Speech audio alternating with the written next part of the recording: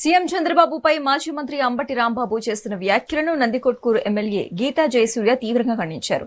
రాష్ట్రాన్ని అభివృద్ధి పథంలో నడిపిస్తున్న సీఎంపై అసభ్య పదజాలం వాడితే చూస్తూ ఊరుకోబోమని హెచ్చరించారు. తిరుమల లడ్డూ ప్రసాదం విషయంలో వాస్తవాలను కప్పిపుచ్చి వైసీపీ నేతలు కులమతాల మధ్య రాజకీయం చేస్తున్నారని మండిపడ్డారు.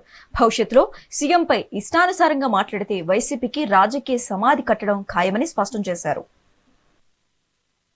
భాషా పదం ఏ విధంగా ఉందంటే, అంబటి రాంబాబు గారు ఖబర్దార్, చేతకాక కాదు, సభ్య సమాజంలో మనం నడుచుకోవాల్సినటువంటి రాజకీయ విలువలకు కట్టుబడి గౌరవ ముఖ్యమంత్రి శ్రీ నారా చంద్రబాబు నాయుడు గారి ఆదేశాలతో ఈరోజు అంతా తెలుగుదేశం పార్టీ నాయకులంతా ఒక క్రమశిక్షణగా నియమ నిబద్ధత కలిగినటువంటి నాయకత్వంలో పనిచేస్తున్నటువంటి నాయకులను మీరు రెచ్చగొడుతున్నారు.